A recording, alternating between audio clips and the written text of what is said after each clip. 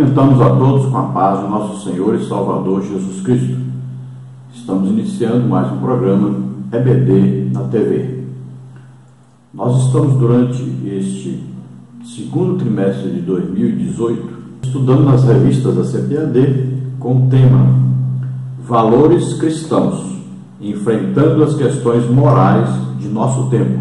E hoje nós estaremos estudando a lição de número 4, que tem como título Ética Cristã e Aborto. O texto hora da lição está em Salmos 139, 16, que diz: Os teus olhos viram meu corpo ainda informe, e no teu livro todas estas coisas foram escritas, as quais iam sendo dia a dia formadas, quando nem ainda uma delas havia. Então o salmista aqui está dizendo que Deus já viu o dia que ele foi concebido, que Deus viu toda a sua formação, desde a fecundação até se tornar ali uma criança e até que pudesse então nascer. Tudo isso Deus acompanhou, Deus foi formando, e é interessante que Deus aqui vai dar aí a alma, Deus aqui vai dar o espírito. O homem pode até algum dia conseguir até imitar o corpo do ser humano, mas quem vai dar a alma e o espírito? Não tem jeito, é só Deus que pode dar. Também não é o homem que pega e forma o ser humano lá dentro do útero da mulher. Então, existe a fecundação, pode ser feita aí in vitro, né, que se fala, pode, mas quem é que vai criar lá dentro? O coração, o fígado, o rim, o pulmão. Quem vai criar isso tudinho lá? Quem vai formar os ossos, os olhos, né? Quem vai formar isso tudinho? Então o responsável pela vida é Deus. E também a alma e o espírito, o homem jamais poderia fabricar isso. Nem mesmo ver a alma e o espírito ele pode, imagina criar. Então a conclusão que nós devemos chegar é que Deus é o autor da vida, Ele é o criador do ser humano, Ele criou o ser humano à sua imagem e semelhança, Ele soprou no ser humano a alma vivente, né?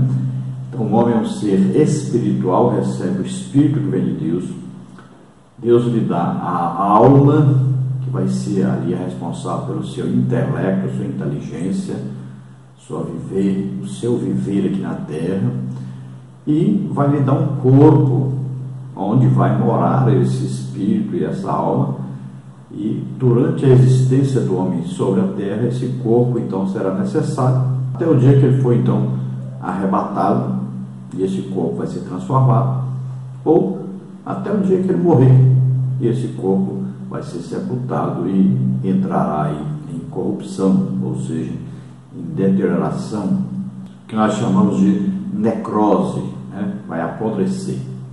A verdade prática diz: o Senhor Deus é quem concede a vida, portanto, o direito de nascer e de viver não pode ser violado pelas ideologias humanas. Olha bem, se é Deus que dá a vida, então só Ele tem direito de tirar essa vida. Ele tem um controle sobre esta vida. O ser humano não pode mudar isso. É uma norma de Deus. Só Ele pode dar e só Ele pode tirar uma vida. Então, por exemplo, na fecundação são milhões de espermatozoides. E cada espermatozoide é capaz de penetrar o óvulo e ali gerar uma vida. Mas, no entanto, quantos vão ser aproveitados? Então, em meio a milhões, um só vai ser aproveitado. Às vezes 2, 3, não sei. Às vezes a mulher pode ter aí 4, 5 filhos. Mas, em via de regra, né, com pouquíssimas e raríssimas exceções, então um só consegue chegar e penetrar o óvulo, e ali então haverá a fecundação, e ali então se formará um ser humano. Veja só que milhões, então, que poderiam produzir a vida, vão morrer. Então Deus fez assim, só Ele pode tirar a vida. Então Ele dá a vida e Ele pode tirar. Ele é o autor da vida, Ele é o responsável pela vida. Vamos ver a leitura bíblica em classe, que está aí no Salmo 139, do versículo 1 ao versículo 18, que diz o seguinte: Senhor, Tu me sondaste e me conheces. Tu conheces o meu assentar e o meu levantar. De longe entendes o meu pensamento. Cerca o meu andar e o meu deitar, e conheces todos os meus caminhos, sem que haja uma palavra na minha língua. Eis que, ó Senhor, Tu conheces. Tu me cercaste em volta e puseste sobre mim a Tua mão. Tal ciência é para mim maravilhosíssima, tão alta que não a posso atingir. Para onde me irei do Teu Espírito? Ou para onde fugirei da Tua face? Se subir ao céu, Tu aí estás. Se fizer o céu a minha cama, eis que Tu ali estás também. Se tomar as asas da alva, se habitar nas extremidades do mar, até ali a Tua mão me guiará e a Tua destra me susterá. Se disser, de certo que as trevas me encobrirão, então a noite será a luz à roda de mim. Nem ainda as trevas me escondem de Ti, mas a noite resplandece como o dia, as trevas e a luz são para Ti a mesma coisa, pois possuíste o meu interior, entreteceste-me no ventre de minha mãe. Eu Te louvarei, porque de um modo terrível e tão maravilhoso fui formado. Maravilhosas são as Tuas obras, e a minha alma o sabe muito bem. Os meus ossos não Te foram cobertos, quando no oculto fui formado e entretecido como nas profundezas da terra. Os Teus olhos viram meu corpo ainda informe, e no Teu livro todas estas coisas foram escritas, as quais iam sendo dia a dia formadas, quando nem ainda uma delas havia. E quão preciosos são para mim, ó Deus, os Teus pensamentos, quão grande é a soma deles. Se os contasse, seria em maior número do que a areia. Não dá conta, ainda estou contigo. Glória a Deus, aleluia. Então, nessa lição, nós teremos aí as seguintes partes, seguintes tópicos. Na primeira parte, nós temos aí aborto, conceito geral e bíblico. Tópico 1, conceito geral de aborto. Tópico 2, o aborto no contexto legal. Tópico 3, conceito bíblico de aborto. E tópico 4, o aborto na história da igreja. Na parte 2, nós temos aí o embrião e o feto são um ser humano. Tópico 1, quando começa a vida? Tópico 2, o que diz a Bíblia? Tópico 3, qual a posição da igreja? Na parte 3, nós temos tipos de abortos e suas implicações éticas. Tópico 1, aborto de anencefalo. Tópico 2, aborto em caso de estupro. Tópico 3, aborto terapêutico. Vamos ver então a introdução que diz: o tema do aborto implica agressão à dignidade humana e a inviolabilidade do direito à vida. Em nossos dias, muitos segmentos da sociedade se mostram favoráveis ou simpatizantes à prática do aborto. Acerca do assunto, a Bíblia assegura que Deus é o autor e a fonte da vida, como está em Gênesis 2:7 e Jó 12:10. E somente Ele tem poder sobre a vida e a morte, como está em 1 Samuel 2:6. Nesta lição abordaremos o conceito de aborto, o embrião e o feto com os seres humanos, os tipos de aborto e suas implicações éticas.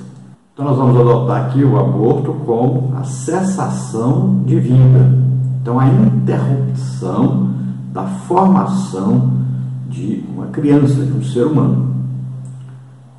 Então esse aborto é ilegal, é imoral, é antiético, é contrário à palavra de Deus e até está fora então dos direitos humanos.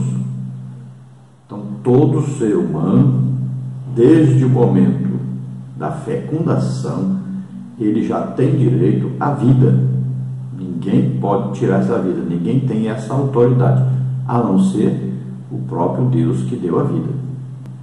É considerado, então, uma violação ao direito à vida, uma violação à dignidade humana. O movimento feminista vai dizer que a mulher tem direito ao seu corpo. E muitos partidos políticos, inclusive juízes do Supremo Tribunal Federal, estão querendo apoiar o aborto no Brasil. Estão já preparando-se para fazer isto. Já houve um ensaio, já houve um início, mas o povo brasileiro tem se juntado, tem se unido para que isso não seja aprovado. Olha, a Bíblia diz em Gênesis 2:7: formou o Senhor Deus o homem do pó da terra, e soprou em seus narizes o fôlego de vida, e o homem foi feito alma vivente. Então veja bem que a Bíblia diz que o homem foi feito por Deus. Então Deus criou o corpo humano, criou a alma, criou o espírito, conforme 1 Tessalonicenses, né? O homem então é espírito, tem aí, possui uma alma e mora então em um corpo. Nós chamamos de tricotomia. Em Jó 12:10 diz, olha, que está na sua mão a alma de tudo quanto vive e o espírito de toda a carne humana. E Deus diz, olha, todas as almas são minhas. Então pertence a Deus a vida. Em 1 livro de Samuel 2:6 está escrito, olha, o Senhor é que tira a vida e a dá, faz descer a sepultura e faz tornar a subir dela.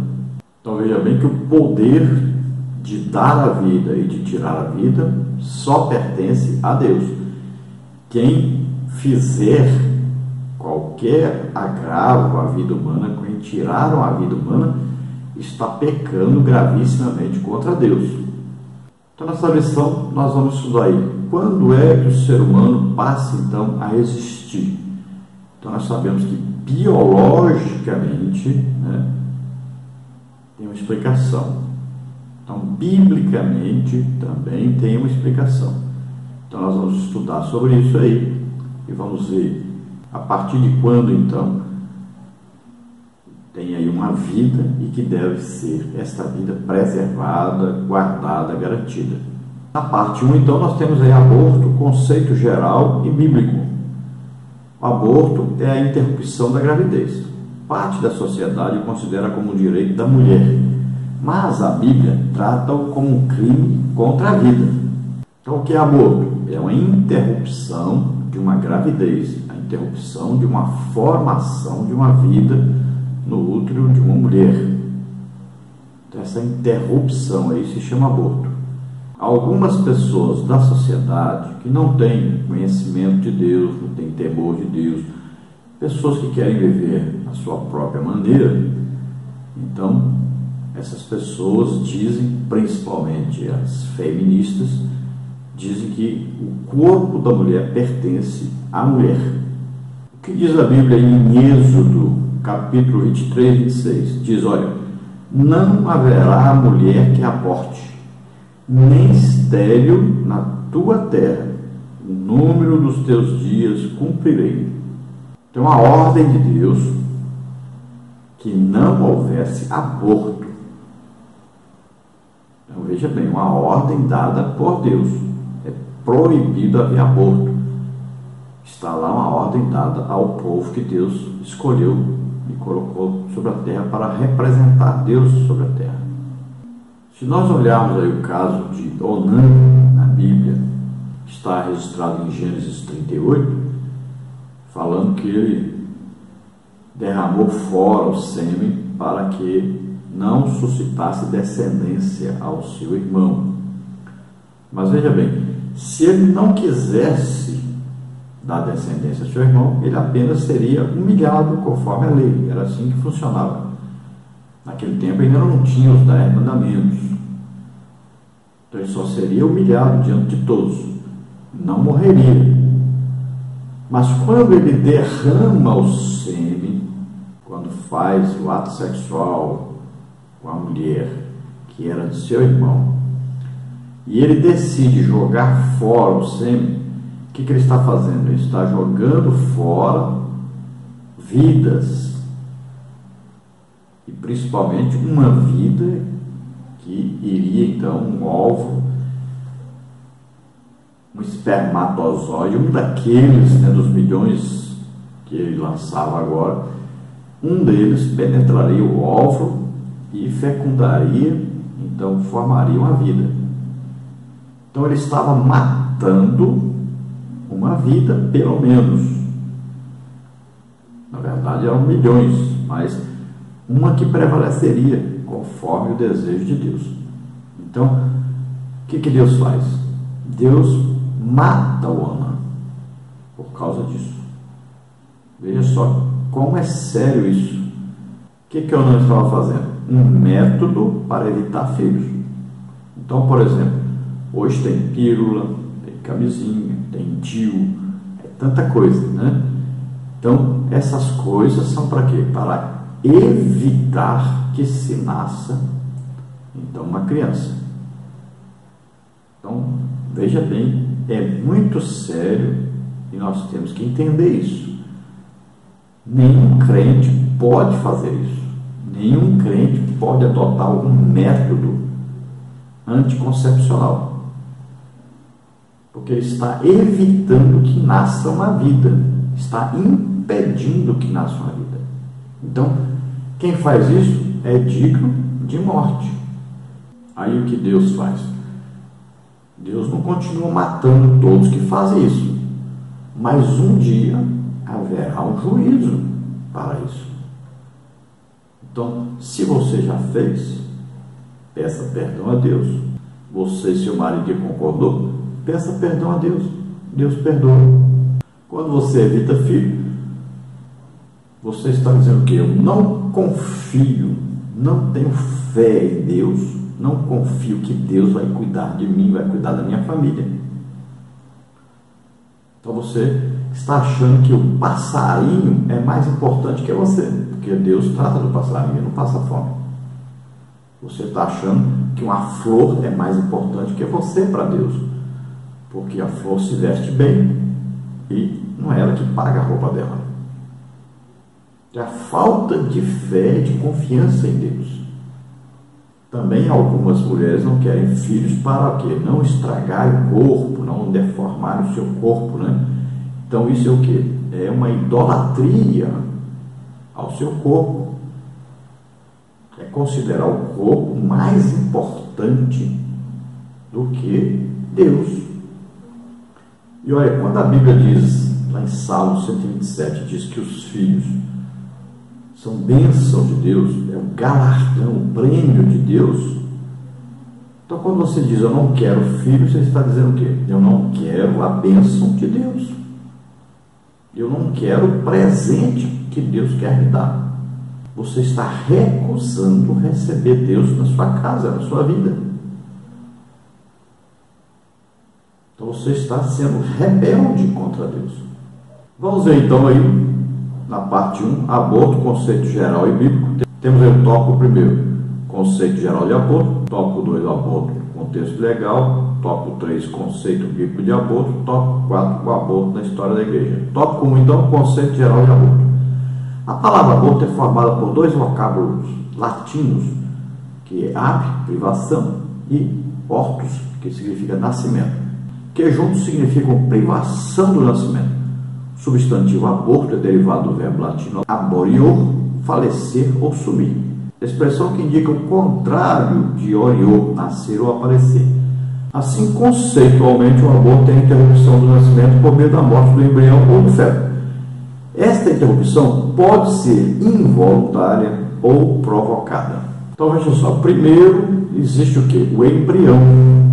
Aí, ali, a partir da 8ª semana, passa a ser chamado, então, feto. Então, no início, embrião. Então, a vida começa aí no embrião, e a partir daí, já é uma vida que está ali. Então, o óvulo já foi fecundado. Então, quando é que o embrião, então, existe? Então, após ali a ejaculação, milhões de espermatozoides vão ser lançados e vão viajar ao encontro então do óvulo. Quanto tempo demora então para o espermatozoide atingir o óvulo? Veja bem, esse óvulo ele foi lançado na trompa de Falópio, né, da mulher, e quando há a ejaculação, então milhões de espermatozoides vão até ali e um conseguirá chegar, pode ser que aconteçam outros, mas um só conseguirá penetrar ali, que é via de regra geral, e depende muito aí dos dias que a mulher está fértil. Então, por exemplo, se ela estiver com aquele líquido bem líquido, há mais probabilidade de nascer uma mulher, porque o espermatozoide que gera a mulher nada mais rápido, mas tem menos força. Então ele precisa de um líquido mais ralo, vamos dizer assim, grosseiramente. E o espermatozoide que gera homem, ele é mais lento, mas é mais forte. Então aí vai depender muito. Se o líquido estiver mais grosso, então o espermatozoide que vai gerar homem será mais privilegiado, porque terá mais força para romper o líquido e penetrar o óvulo. Assim explicam, né, aqueles que entendem. O fato é que ali então, quando houver a fecundação, ou seja, a partir do momento que o espermatozoide consegue penetrar o óvulo, então houve a fecundação e a partir daí então existe o embrião. Na 8ª semana, então já se chama aí o feto, até que então se torna um bebê e que vai nascer. Então, após essa fecundação, o óvulo vai descer até o útero da mulher, né? E ali é que vai haver então a transformação ali, a mudança, né? Vai ser a junção ali, vai ter parte do pai, parte da mãe, existe aí uma junção, e aí vai ser um desenvolvimento ali no útero. Então aí tem a formação da placenta, que vai proteger esse bebê, né? Tem aí o líquido amniótico, que vai manter esse bebê ali dentro, né? E o cordão umbilical, por onde a criança vai ser alimentada. Então existe toda aí uma formação, tudo criado por Deus. E lá pela 3ª semana já começa então a formação aí dos órgãos, né, da criança. No primeiro mês já começa então os primeiros batimentos cardíacos, né? Aí por volta do 2º mês já começa todo o sistema nervoso sendo criado, aí os braços, as pernas já começam a aparecer, aí vem as mãos, né, com os braços, aí os ombros, as pernas, cabeça, e a cabeça se desenvolve mais rápido, fica maior. A cabeça pode chegar aí até a 50% de todo o embrião. Então, por volta de 7 meses já tem aí um esqueleto se formando, né? Já tem aí, lá pela 10ª semana já começam a aparecer os olhos, o nariz, aí os ouvidos, o queixo. Já no 2º mês aí já tem um formato já de um ser humano. A partir de 8 semanas já é considerado um feto, então. E durante então 36 semanas aí vai ser todo um desenvolvimento, um crescimento dessa criança aí no ventre da sua mãe. Com 9 meses, normalmente então será a hora dessa criança nascer. Então o aborto deve ser considerado aí, então, a interrupção do crescimento, né, da formação da criança. E se essa interrupção é feita então antes que a criança possa sobreviver fora do útero, então isso é aborto, porque essa criança não vai sobreviver, vai morrer. Então, se nós olharmos aí Êxodo capítulo 21, nós vamos ver que se 2 homens estivessem brigando e de repente uma mulher grávida abortasse, então Então, se a criança já tinha idade suficiente, por volta, por exemplo, 7 meses, 8 meses, e ela já tem condição de sobreviver fora do útero da mulher, então essa pessoa seria multada, mas não seria morta, não seria assassinada. Então essa pessoa sofreria dano, mas não morreria. Mas se causasse aborto e essa criança morresse, então fosse um aborto antes da criança poder sobreviver fora, então este homem morreria. Então olha só, que era considerado então um crime, e nessa época em Êxodo era olho por olho e dente por dente. Então matou, morria também. E a Bíblia diz: não matarás. No tópico 2 nós temos então o aborto no contexto legal. O Código de Hammurabi, 1810 a 1750 a.C., condenava o aborto. No Código de Napoleão, 1769 até 1821, era crime hediondo. No Código Criminal do Império, no Brasil, 1830, era proibido. Hoje, a legislação brasileira permite o aborto, então, nos casos de risco de morte à mulher, estupro e anencefalia. Nos demais casos, o aborto ainda é crime. Artigo 124, então, do Código Penal. No entanto, no Congresso Nacional, projetos de lei tramitam com a proposta de legalizá-lo em qualquer caso. Então, o aborto fora da Bíblia é visto, por exemplo, no Código de Hammurabi, né? E vamos ver aí também, lá na época de Napoleão, vamos ver no Império, aí, na época do Império no Brasil também é condenado ao aborto. Mas, recentemente, então, existe aí uns políticos e uns juristas, principalmente os principais juízes, que estão adquirindo muito poder atualmente e que já estão fazendo uma preparação para liberar o aborto em qualquer hipótese. Vai ser apenas como é hoje, que ainda é permitido em alguns casos extremos. Então, por exemplo, se a mãe vai morrer se der à luz ao filho, então se prefere que o filho morra, porque ela vai poder ter outro filho no lugar daquele. Também é permitido se houver um estupro e a mãe decidir não querer aquela criança. Então, ela pode requerer e ganhar na justiça o direito de fazer um aborto. E também no caso de anencefalia, quer dizer, quando a criança tem aí um pouco desenvolvimento do seu cérebro, ou seja, ela vai nascer e vai morrer. Então, ela também pode entrar na justiça e terá o direito de abortar nesse caso. Isso é o que manda a lei do nosso país. Não é a Bíblia, é a lei vigente no nosso país. A Bíblia diz que só Deus tem direito a tirar a vida e pronto. Ninguém tem direito a fazer isso. E pela Bíblia em caso algum pode-se matar uma vida. Então, se a mãe correu risco, nós vamos orar e vamos pedir a Deus para que a mãe não morra, mas vai tentar tirar o filho. Se tem problema de encefalia, nós vamos orar para Jesus curar essa criança e nascer perfeita e ter saúde, mas a criança vai nascer. Se for o caso de estupro, esta mulher vai saber que ali existe uma vida, uma criança, e ela vai então deixar a criança viver, porque a criança não é culpada do estupro, nem do pai ser aí um estuprador, um assassino, alguma coisa assim. Então o que acontece?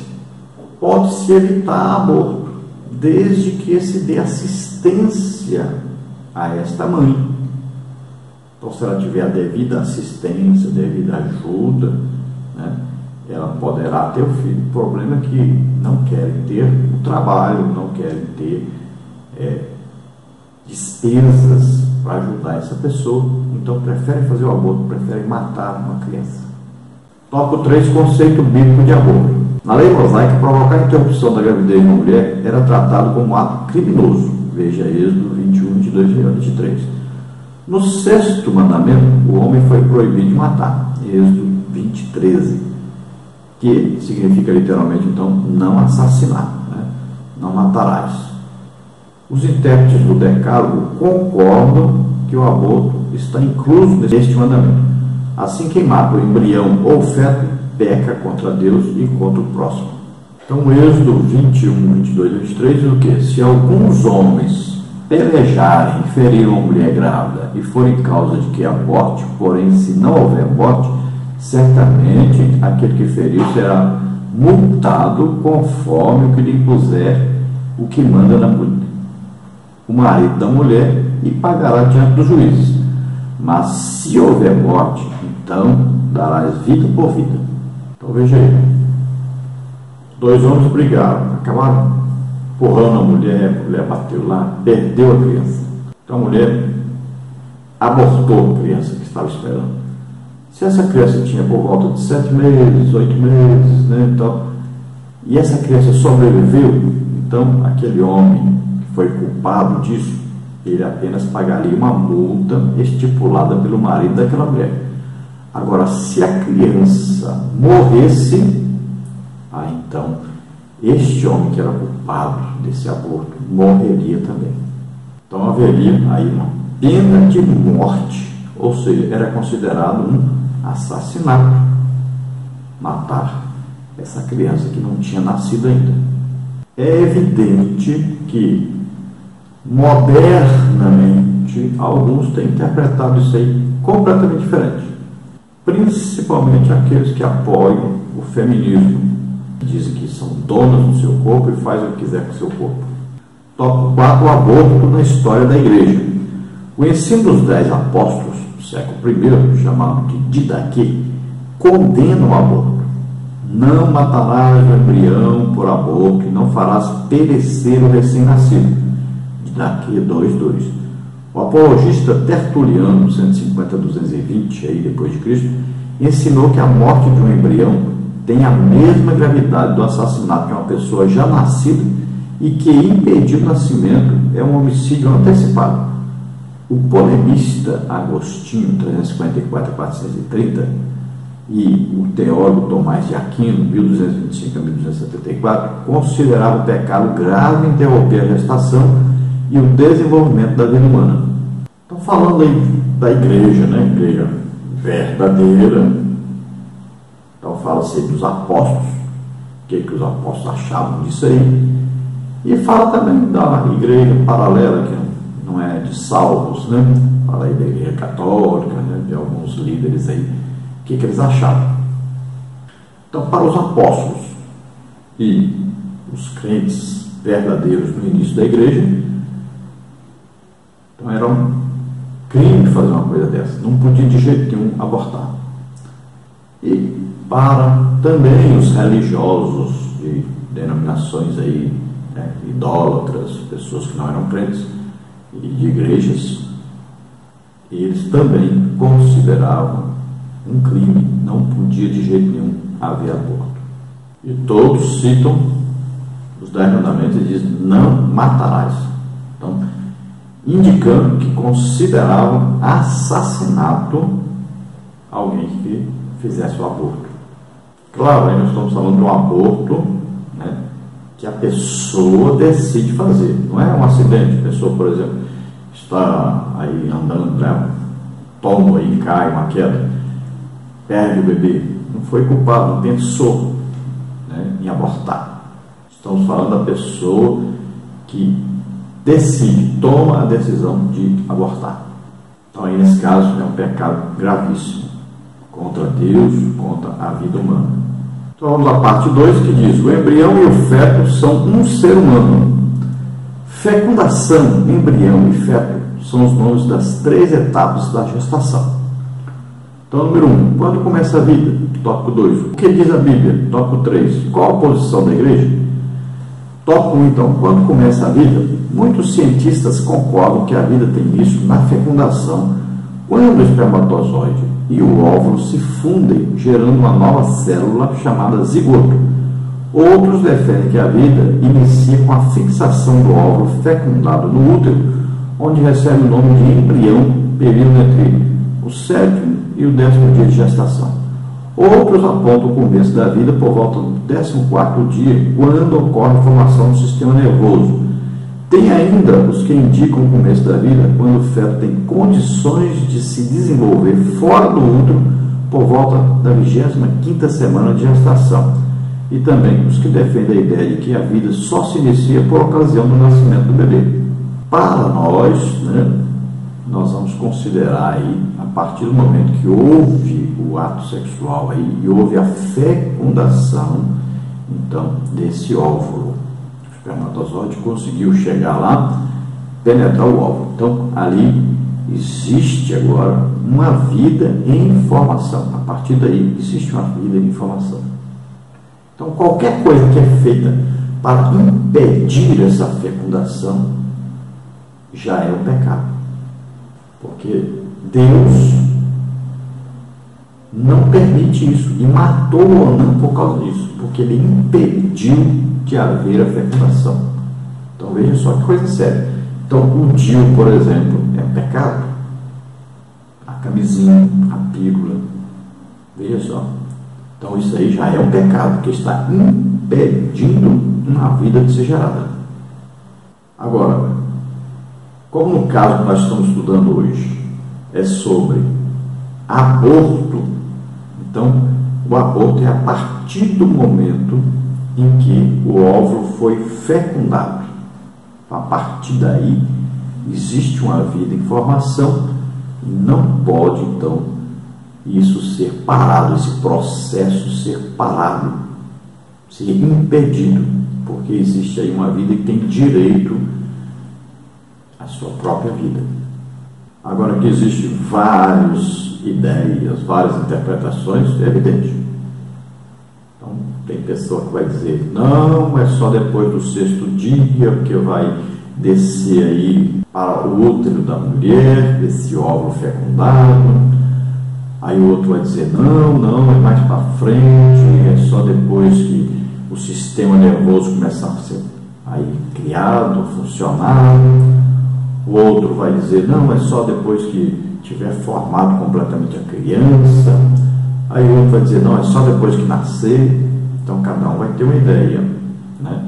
Mas se nós olharmos para a palavra de Deus, nós vamos ver que para Deus, mesmo antes de haver a fecundação, Deus já está no processo de acompanhamento dessa vida.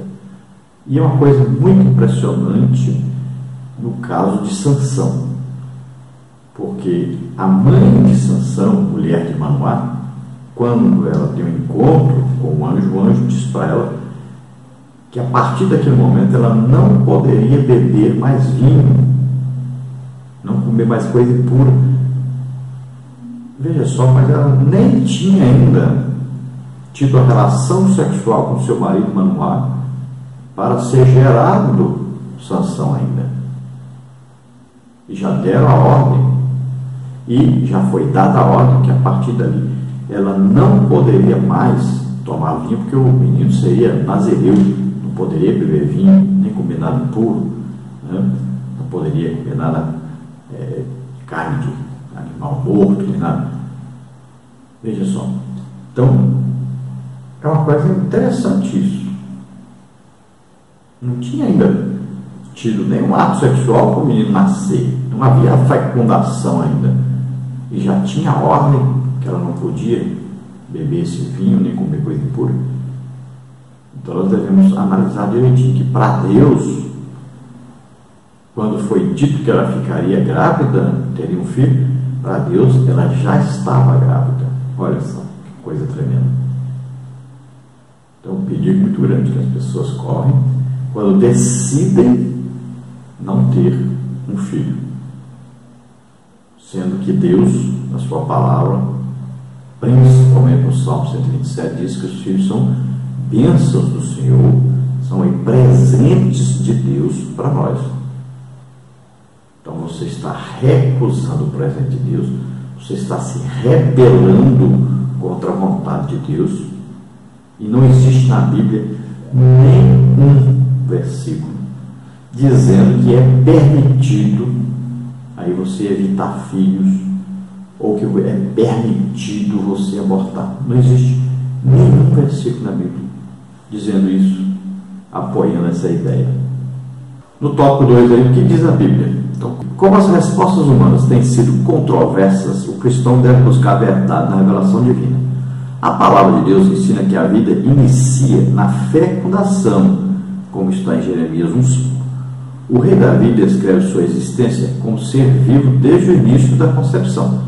Os teus olhos viram o meu corpo ainda informe, e no teu livro todas essas coisas foram escritas, as quais iam sendo dia a dia formadas, quando nem ainda uma delas havia. Salmos 139:16. Por conseguinte, de acordo com as Escrituras, a vida começa quando ocorre a união do gameta masculino ao feminino. Essa nova célula é um ser humano e possui identidade própria. Olha, Jeremias 1:5 diz: antes que eu te formasse no ventre, eu te conheci, e antes que saísses da madre, te santifiquei, e as nações te dei por profeta. Então, alguns vão interpretar isso dizendo o seguinte: não, isso aí é dentro da presciência de Deus. Deus já viu o Jeremias antes dele ser feito. Mas se nós pegarmos lá o caso do Sansão e pegarmos aqui o caso do Jeremias, então nós vamos entender que para Deus já existe a vida antes mesmo de haver fecundação. É uma coisa gravíssima isso. Então, vamos considerar, no caso de estudarmos, igual nós estamos estudando hoje sobre aborto, então nós vamos considerar que o aborto é depois que há então a fecundação. Então, a partir do momento que o espermatozoide penetrou o óvulo, pronto, existe uma vida. Não pode ser mais impedido o processo aí de crescimento, de desenvolvimento dessa vida. Tópico 3. Qual a posição da igreja? Então, apoiada nas Escrituras, a Igreja de Cristo defende a dignidade humana desde a concepção. Ensina que a vida humana é sagrada e não pode ser violada pelo homem, como está em 1 Samuel 2:6. Que toda ideologia que seculariza os princípios bíblicos deve ser combatida, como está em 2 Timóteo 3:8. Sabiamente, a posição oficial das Assembleias de Deus no Brasil foi assim exarada. A CGPB, Convenção Geral das Assembleias de Deus do Brasil, é contrária a essa medida a aborto por resultar numa licença ao direito de matar seres humanos indefesos na sacralidade do útero materno em qualquer fase da gestação, por ser um atentado contra o direito natural à vida. Carta de Brasília, de 41ª, 2013. Então, o que ensina a igreja, no caso nosso, da Assembleia de Deus, está bem claro aí, né, que existe já isso escrito, declarado, que nós somos totalmente contrários ao aborto. Então, em qualquer caso, depois que a vida foi gerada ali, o óvulo recebeu então o espermatozoide, a partir daí não se pode mais impedir que a vida aí se desenvolva, que o feto se desenvolva. Em caso algum, não existe caso que se permita o aborto. E acabou. É assim que funciona. E é assim que ensina a palavra de Deus. Então saiba que já está em tramitação no Congresso uma lei que quer aí aprovar o aborto. Vamos dizer até que qualquer mãe que chegar vai dizer: eu não tenho condições de criar esta criança, então ela vai poder abortar. Veja bem, é uma licença para matar, e é assim que é considerado pela igreja. Na parte 3 nós temos aí tipos de abortos e suas implicações éticas. A legislação brasileira autoriza a interrupção da gravidez em 3 casos somente. Neste tópico, apresentaremos as principais implicações éticas para estes tipos de aborto. Tópico 1, aborto de anencéfalo. Tópico 2, aborto em casos de estupro. Tópico 3, aborto terapêutico. Primeiro, então, tópico 1, aborto de anencéfalo. Em 2012, o Supremo Tribunal Federal, STF, legalizou a interrupção da gravidez do feto anencéfalo malformação rara do tubo neural. Então, a principal implicação ética desta decisão está no descarte de um ser humano por apresentar uma malformação cerebral. Trata-se de uma ideologia racista chamada eugenia, que defende a sobrevivência apenas dos seres saudáveis e fortes. Uma nítida incoerência de quem defende os direitos humanos e, ao mesmo tempo, age de modo discriminatório. Neste quesito, enfatiza as Escrituras: para com Deus não há acepção de pessoas. Romanos 2,11. Então aqui surge aí uma pergunta que eu gostaria de fazer a você que é a favor, então, do aborto. Tem casos aí que tem que ter o aborto. Então, nós vamos fazer uma pergunta para você. Se você conhecesse uma mulher que está na 9ª gravidez, e dos 8 filhos que já teve, 3 são surdos, 2 são cegos, 1 é retardado mental, e ainda ela tem sífilis, o marido é um alcoólatra e espanca os filhos, e aí com grandes probabilidades de que esse filho que espera seja também surdo. Provavelmente 70% desses filhos vão morrer antes de completar a idade adulta. Você recomendaria que ela fizesse um aborto? Então veja só. Um problema seríssimo, né? Então, do jeito que se pensa hoje e do jeito que os juristas, né, principais do país hoje pensam, eles diriam que é permitido, neste caso, então, se fazer um aborto. Mas veja bem, neste caso, estaria sendo morto um dos maiores compositores de música do mundo, que é o Beethoven.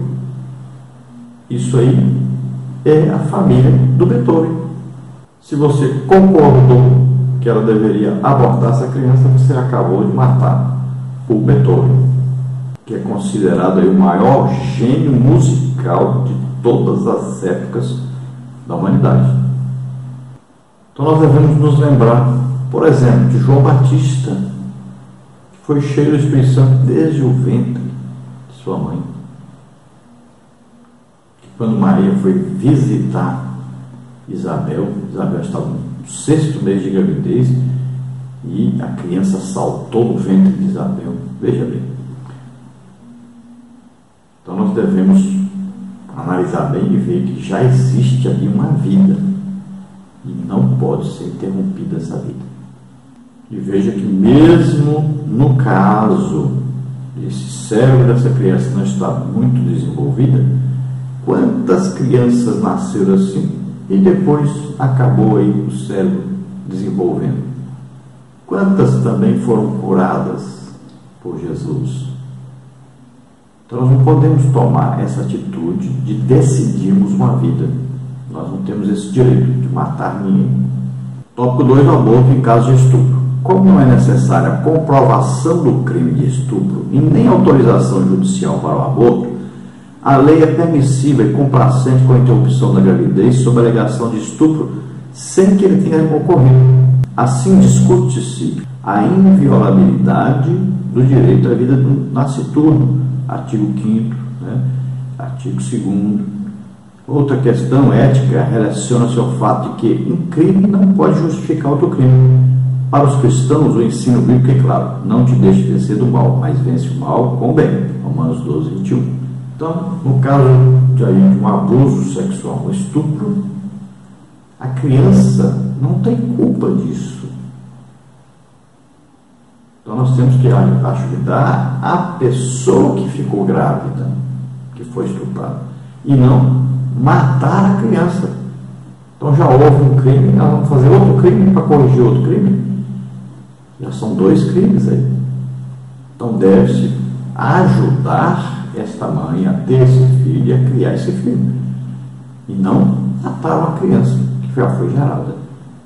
Vamos ajudar essa mãe a perdoar, né, aquele que fez isso e a cuidar dessa criança. Tópico 3, aborto terapêutico. Procura-se justificar clinicamente esta ação sob a alegação de que a vida de um adulto tem maior valor que a de um ser em gestação. Daí surgem questões éticas quanto à valoração da vida humana. Uma pessoa merece viver e outra não? Tertuliano, em sua obra Apologético, ensinava que não existe diferença entre uma pessoa que já tenha nascido e um ser em gestação. Outra questão é acerca do poder sobre a existência. Podemos decidir quem deve viver ou morrer? Não afirma as Escrituras que a vida e a morte são unicamente da alçada divina, como está em 1 Samuel 2,6 e Filipenses 1:21 e 24. Nesse caso específico, agimos com sabedoria, prudência e critério, nunca nos esquecendo da sacralidade da vida humana. Então aqui o aborto terapêutico fala daquele risco, por exemplo, a mãe que vai ter uma criança e existe o risco dela morrer. Se ela tiver a criança, ela morrer. Então o que é decidido nessa hora? É decidido que a criança deve morrer porque a mãe depois vai poder ter outros filhos. Mas veja bem, isso está completamente fora da palavra de Deus. Então deve-se fazer tudo para salvar os dois. E se algum vier a falecer, esta então era a vontade de Deus. Mas nunca se deve fazer isso. Matar alguém para salvar a vida de outra pessoa, isso não é certo. Nós não temos direito a matar ninguém, não temos direito à vida. Só Deus pode tirar a vida ou dar a vida. Então pode-se incorrer num erro tremendo, que aquela pessoa que é mais velha talvez tenha um problema de saúde semana que vem e morra. E aí? Matou-se uma criança que tinha toda uma vida pela frente por causa de uma pessoa adulta que iria morrer daí uma semana. Então veja só, é necessário que a vida seja totalmente respeitada. Não se pode tirar a vida de ninguém. Vamos à conclusão então. A valorização da dignidade humana, o direito à vida e o cuidado à pessoa vulnerável são princípios e doutrinas imutáveis do cristianismo. Em uma sociedade secularizada, o cristão precisa tomar cuidado com o relativismo e está alerta quanto às ações de manipulação de sua consciência e o desrespeito à vida humana, como está em 1 Timóteo 4, 1 e 2. O que diz 1 Timóteo 4, 1 e 2? Mas o Espírito expressamente diz que nos últimos tempos apostatarão alguns da fé, dando ouvidos a espíritos enganadores, a doutrina de demônios, pela hipocrisia de homens que falam mentiras, tendo cauterizado a sua própria consciência. Então veja só, é claro que as pessoas que querem tomar essas atitudes, que desconsideram a vida de uma criança, de um feto, de um embrião, é evidente que eles vão fazer de tudo para convencer a sociedade que eles estão certos, para que apoiem as leis que eles querem que sejam apoiadas. E é assim que acontece com essas minorias, né? Eles querem de qualquer maneira aprovar leis que os protejam para que eles possam fazer as coisas erradas. É Satanás por detrás dessas pessoas que quer destruir as vidas, quer matar as pessoas. O que está acontecendo hoje, por exemplo? Os países europeus, por exemplo, os casais têm pouquíssimos filhos. Vamos dizer que na China é proibido o casal ter mais que um filho. Isso tudo está por trás de quem? Satanás. A terra não está aí toda ocupada. Existem milhões e milhões de hectares aí desocupados para serem ocupados. Mas aí dizem que tem muita gente, que não pode ter mais gente, né? As minorias aí, né, muito ricas, dominam. Mas veja bem, pode haver uma distribuição de renda no mundo, pode se ajudar. Olha, os bilhões de dólares, os bilhões de euros que se gastam fabricando armas, fabricando foguetes para ir na Lua. Só esse dinheiro aí dá para alimentar toda a raça humana, dá para alimentar todos os que passam dificuldades na terra inteirinha. Só esse dinheiro aí, precisa mais dinheiro nenhum. Então olha só, dá para ajudar, dá. Ninguém precisa passar dificuldade. Então o problema não é as pessoas que estão nascendo.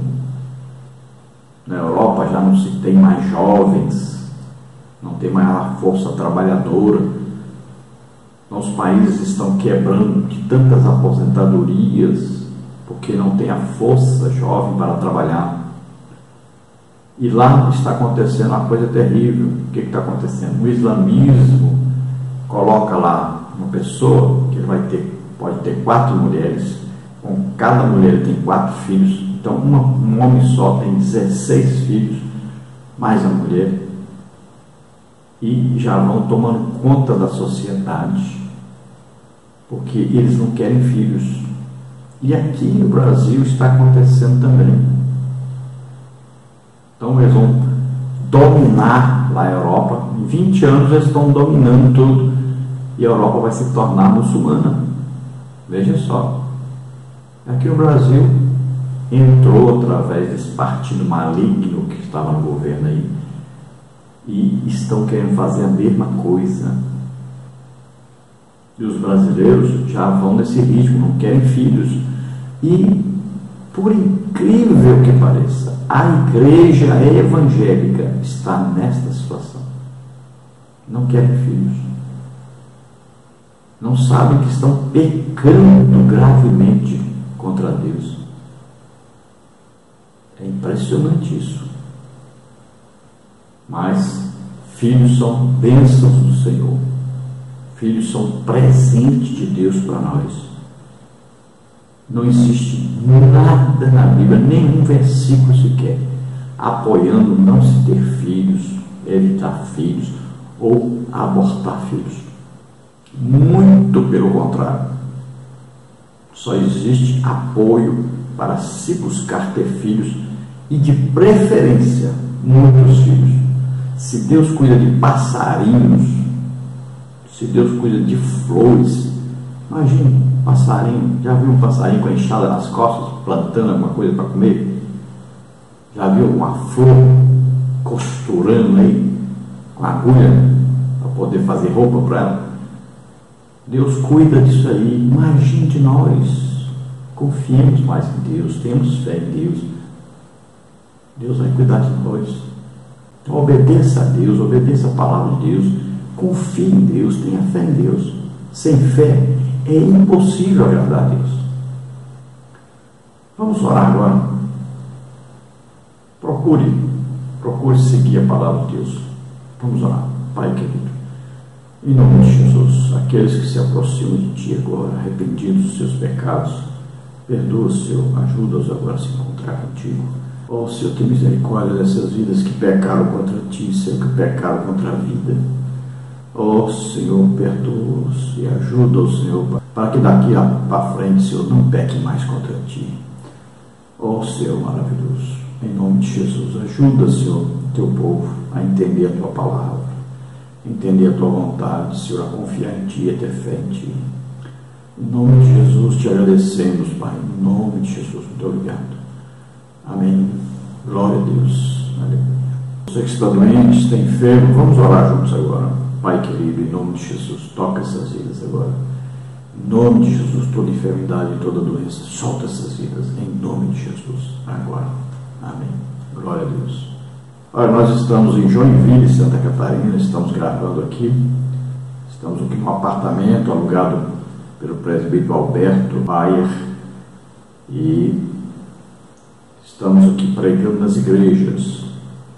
Nós não temos recebido nenhuma oferta assim grande, coisinha pouca, às vezes 100 reais, 150 reais, dá para pagar o combustível, né?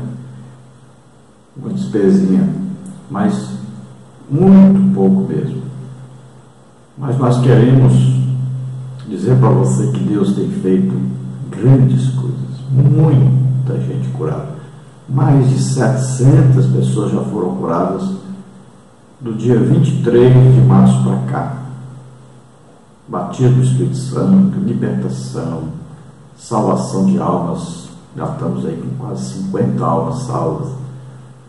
E Jesus fazendo, mas muitas maravilhas. Câncer curado. Temos aí pessoa do osso no braço que apareceu o osso. Temos pessoa com AVC, foi curado, AVC, o braço não podia mexer. Temos aí pessoas que não enxergavam, passaram a enxergar, pessoas que não ouviam, passaram a ouvir. Muita coisa que Deus tem feito. Caroços desapareceram dos seios, caroços da língua, caroços aí, hérnia de disco, bico papagaio, aí hérnia no umbigo. Mas muita coisa aconteceu. Pessoas aí com trombose de repente saiu. Muita coisa acontecendo. Maravilhas que Deus tem feito. Então queremos agradecer a Deus. E já então estaremos, no final deste mês, estaremos ali em Itapevi, São Paulo. E depois estaremos retornando para a Imperatriz, Maranhão. Se você deseja nos convidar para passarmos também aí um mês aí, visitando todas as congregações da sua área, e estaremos aí com todo prazer e toda alegria fazendo a obra de Deus. Vamos passar para você agora a nossa agenda, onde nós estaremos nos próximos dias, para que você não marque o mesmo dia. Se você deseja nos convidar, então nós estaremos aí com você na sua cidade, na sua igreja. Eu estou aqui com a minha esposa e estamos aqui num apartamento. O irmão Alberto, da empresa Maná, reservou para nós esse lugar aqui e está nos mantendo, nos dando alimentação e o local de moradia. E as igrejas estão nos ajudando, com muito pouquinho, mas estão nos ajudando.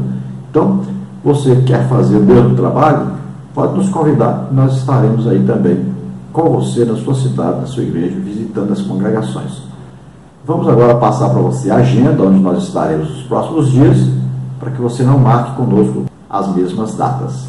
Você vê aí nosso telefone e WhatsApp 99991520454 e você vê também nosso endereço eletrônico, o e-mail henriquelhaz@hotmail.com, ou você pode botar henriquelhaz@gmail.com. Vamos então à nossa agenda. Então aqui em Joinville nós temos 19/4, estaremos com o pastor presidente Sérgio na sede, no culto de Vitória. Dia 21/4 nós estaremos com o pastor João Ari, Círculo de Oração, Congregação Shalom, Rua Albano Schmidt, 4016. Dia 22/4 estaremos com o pastor Walter, Congregação Refúgio Eterno, na Rua Lídia Rodrigues Teixeira, 142, bairro Aventureiro. Dia 27, 28 e 29/4, já teremos então ido embora de Joinville, estaremos em Itapevi, São Paulo, na Igreja Evangélica Assembleia de Deus, Ministério Perus, pastor presidente Alexandre de Oliveira, lá na regional de Itapevi. Dia 9/6, estaremos em Araguaína, Tocantins, numa festa de ciclo de oração.